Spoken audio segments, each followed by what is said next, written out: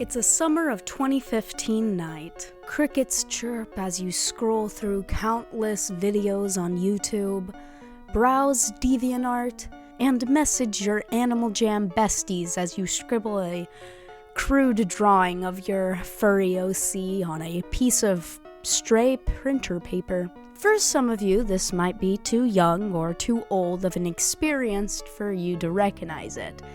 But if you have found your way to my channel, more likely than not, you are a part of the online art community to a degree. Be it our modern commentary community, such as Duchess or Bree Draws, or someone that watches short-form content. I've been here for 10 years, since I was in 5th grade, and if you've been here that long like myself, you'd know better than anyone that the online art community is best at their drama and change. I grew up in this community and have found myself in a love-hate relationship with it. And I've noticed, seeing myself grow up as well as my peers, seeing how the internet changed our perspective quite a bit. We tend to have a interesting outlook on life that I don't think was found in many other generations, but our chronically online one. This does surpass just our art community alone and mostly is extended to most people that are Gen Z who grew up on the more nerdy side of the internet. I'm Saba, black sheep having any soul, no sir, no sir. But today, I will talk about the effects the internet had on many of us art kids, as well as the rise and fall of creators within our immediate community. But before we do that, consider committing arson on the like and subscribe button, checking out the Etsy for cool shirt designs, or joining our Discord to hang out with me and a bunch of cool artists, all linked in description. Without further ado, we begin. For many of us Gen Z and Gen Alpha, the internet was and is a core part of our childhood. The type of content and culture online has altered a lot of how we view the world nowadays. In 2015 to 2019, drama was the cornerstone of the art commentary community, but it always had this sense of camaraderie. Watching these drama videos, picking a side, and seeing the ongoings of these YouTuber friend groups made you feel like you were a part of something. It wasn't just some stranger's random stupid internet drama. It felt like you were a part of these groups, these arguments. I've noticed to some degree a lot of YouTube channels nowadays have a far more professional and distant lens to them. And honestly, it's a good thing. To have clear boundaries between creators and viewers saves a lot of drama for both ends. This is for the safety of both, to be frank. But with the divorce of community comes a lack of camaraderie. When channels would make YouTube friend groups, make videos together, bring Discord dramas into an audience of thousands, it caused a lot of unneeded and ill-advised criticism to creators. Don't get me wrong, many times the judgment was needed to protect vulnerable individuals. Now, some of you may remember the YouTuber Spoctor theory. Now, he isn't held in a good light nowadays for very good reasons, but during his peak popularity, he was nothing more than a teenager. 3 other commentary YouTubers came out trying to disavow him for sexual predation, when he was honestly no more than 16. These allegations came out to be false, and the person that spearheaded the Spoctor hate train was some person who pretended to be 9 despite being around like 17 or 19. Now, Spoctor at the time had actual conversations with people his age, would make art competitions that were in SFW, all while being a minor. As he was quite popular, people would indulge these questionable fantasies. Senseless, fickle drama, and mind you, creators aren't a monolith. It might not be as common nowadays for this senseless, dumb, whatever drama, but it still remains a prevalent issue in some regards, even within the art commentary community. Many of these old commentary YouTubers that were quite young when attention found them have turned into quite morally questionable people. Hopeless Peaches was in a Discord full of art commentary YouTubers and openly harassed, belittled, and insulted a woman who made it very clear she had special needs. Lyle, is my mic working? It sure is, kid. Oh wow, I'm so amazed. That's so funny. Maybe you want to clean your ears out, little slut hole, because I didn't finish speaking.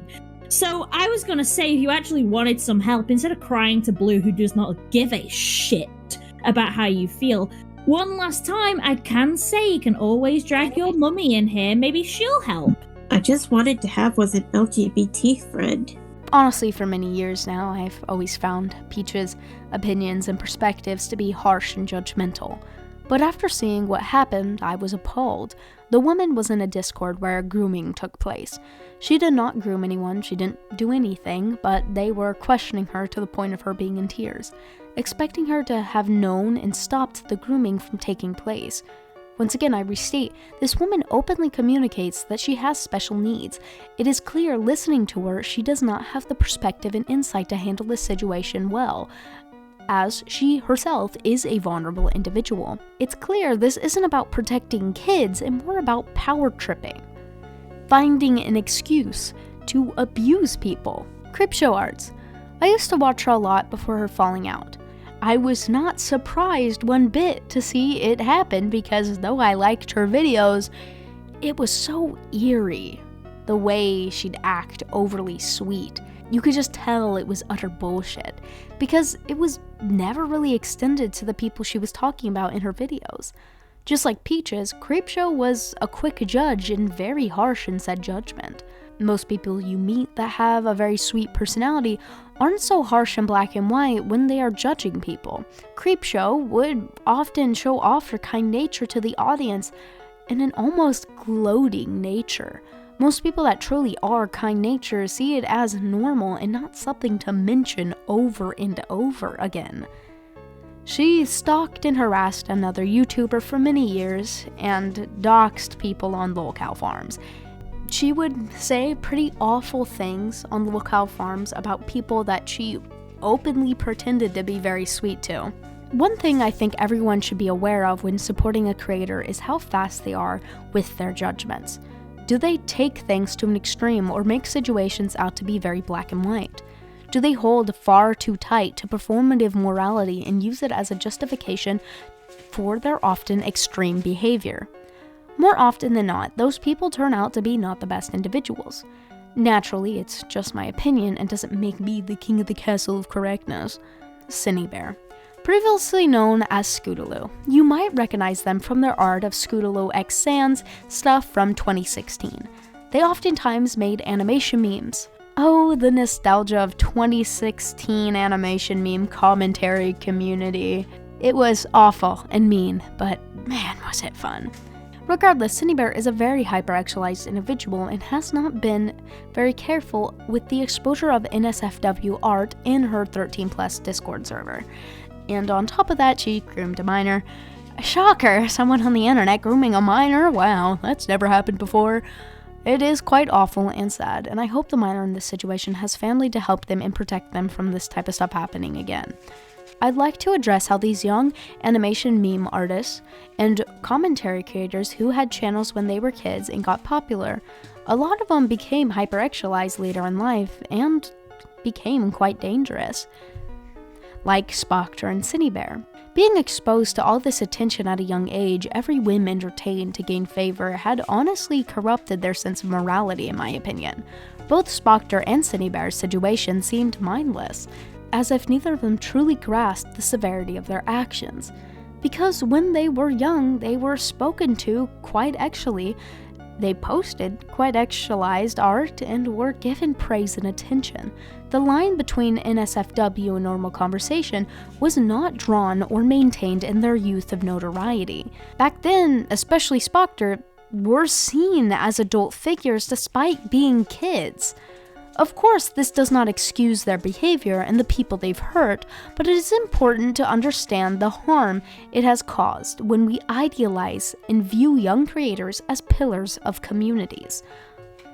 All these people, be them good or bad, these art commentary creators are human. are people with fears, families with dreams, and they should be held to moral standards as all should be, but they are often stripped of their humanity. Every person we as a community lambast still have to live with themselves to the day they die, which is gonna be, on average, 80 years. What's mostly coming to mind is the Owo Neko person who used AI to make a song about poop and got the community up in arms. I am not fully educated in this situation, so I can't give you a well thought out and sound judgment, but from the 1 or 2 videos I saw about that many months ago, I'm sorry, but touch grass. Look, if you think all AI is evil, I respect that perspective. I don't like AI at all, and I don't use it, and I don't find it fun to play with. But me getting mad at Neko for their poop song, but being beyond excited for this Dagoth mod. Hello, farm equipment. Oh, sorry, Nerevar. Force of habit. Sure. I swear to Azura, if you pull out a bow and we start leveling Stealth Archer, I am going to crash your game. We need to keep fighting Nerevar, otherwise I can't climax. Nerevar, quick, install a mod to explode this guy's cock. Not in that way, though. She elder on my scroll till I Skyrim. She sky on my rim till I'd elder scroll. She rim my elder till I scroll. Nerevar, help me out here. Would be honestly horribly hypocritical of me, and most of the people passing vocal judgment on Neko use things like character AI to get freaky with their favorite fictional character. Is there moral nuance here? Yes. The mod I like technically is stealing a voice actor's voice. But man, is it funny.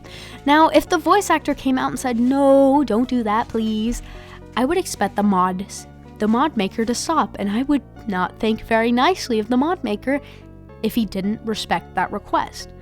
The point I'm making is, we aren't moral icons. No matter what any of us do, we are subject to being unethical to a degree. That doesn't change if you are a creator or not. I think though we need to hold people to moral standards to protect others, we need to recognize this isn't a black and white statement, and honestly being cringe or responding defensively to something, well, stupid, isn't a crime.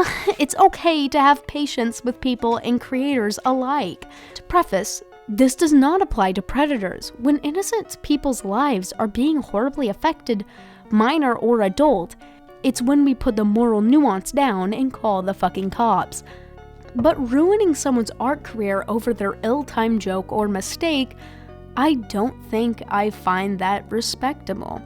Now, I fully respect everyone's right to stop supporting a creator they don't agree with. I do that constantly. A creator says one thing I vaguely dislike, I unfollow them. I know it's not the person's entire identity, and I don't want to hold them to that. The part I don't respect is not seeing them as a full person. That mean comment you made, seeing their entire existence as this one mistake, could have made them cry, or made them think about it for weeks on end. Would have felt awful if it was you, but that's also just my opinion and doesn't necessarily make me right. I am capable of bad, as you and everyone is. And it isn't bad to hold people accountable for the mistakes they make. But accountability isn't always ruining someone's platform. I find that this extreme sentiment of tearing down people's platform for errors they've made has radicalized our judgment with not just online drama, but interpersonal drama. Many people's platforms are their careers, are their lifelines. It's not something small to take away from someone. Be it our own personal online friend group or in person, I've noticed that the self-preservation and radical opinions of the self have been overinflated. Falling outs over, "You didn't compliment my art enough," "You never wanted to hang out when I asked," "You keep making mean jokes, and I don't like it," becoming larger moral issues than they actually are due to perceived slights and hurt. In reality, these things can be addressed and fixed through understanding and communication. And sometimes your friends or partners will merely not change, as every person is subject to their own innate flaws. It's up to you to decide if these flaws are bothersome enough to end a connection over or overlook them. It's individualistic, and it's important to remember we ourselves have these undesirable traits that negatively affect the people around us, that we don't necessarily change or we struggle to change. There will always be some fatal flaw about ourselves. I'd say mine is I'm a very polarizing person. I can be abrasive and direct to the point of discomfort for many, and I've learned to accept some aspects of this is just who I am, and I don't pass judgment on those who don't like this about me and avoid me for this reason, because I realize I don't really like overly soft people. I can't stand people who are very sensitive and struggle to face the very real violent world we live in. But neither of us are better. We both just have conflicting fatal flaws. When you have a falling out with someone, I think we should all consider, is this just us having incompatible fatal flaws? Too often I see people quickly paint themselves a victim, but honestly, sometimes neither party is awful and they just both feed each other's worst traits. And I've seen this before. I've seen myself a victim without fully realizing how my words and personality had influenced the situation I've gotten into. I think the binary perspective often framed in many of these drama videos growing up has set up an expectation of an us versus them. That there is always an innocent victim and an evil person that needs to work on themselves. Polarizing content makes good views. People enjoy watching it because it's something to talk about. It is not a standard to perceive the world through. So if you're a chronically online art kid and now a chronically online adult, remember your own and others' humanity. Well, that's all I have for today, folks. If you like my art, consider commissioning me. You can contact me on Instagram, Discord, and Blue Sky, all linked in the description. Regardless, you have work tomorrow, or school, or ranting about the decline in moral nuance again. But as always, don't dream about wheat-based byproducts. Moi, je m'appelle Mademoiselle Noire, et qu'on va pour la voix,